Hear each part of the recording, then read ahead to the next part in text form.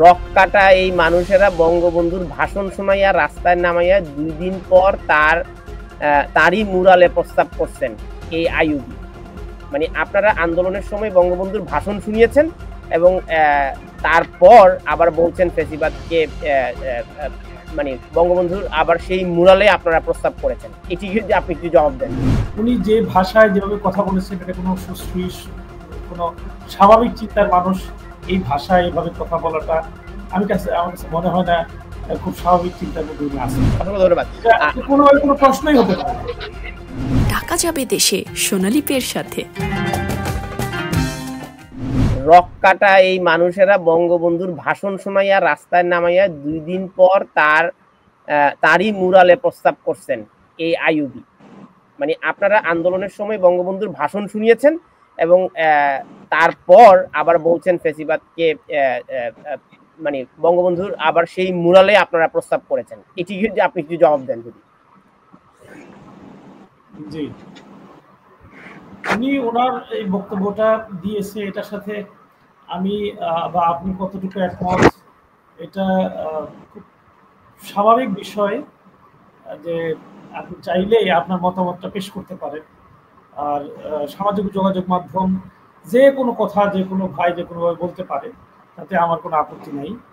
উনি যে ভাষায় যেভাবে কথা বলেছেন এটা কোনো সুশ্রী কোনো স্বাভাবিক চিন্তার মানুষ এই ভাষায় এভাবে কথা বলাটা আমার কাছে মনে হয় না খুব স্বাভাবিক চিন্তার মধ্যে উনি আছেন। আর উনি বাংলাদেশ থেকে করে থাকলে ওনাকে আমি সাধুবাদ জানাই। যেখান থেকেই করুক ওনাকে আমি বলবো যে একটু স্বাভাবিক হয়ে তারপরে কথা বললে খুব বেশি। অসংখ্য ধন্যবাদ। কোনো প্রশ্নই হতে পারে না। যাই হোক, আমি এই কারণে আপনার অনুমতি নিয়েছি। কিছু বিব্রতকর প্রশ্ন আসে, তারপরও দর্শকরা যেহেতু অনেক সময় করেন, তবে দর্শক আপনাদের কাছে বিনীত অনুরোধ, আপনারা ব্যক্তিগত আক্রমণ করবেন না।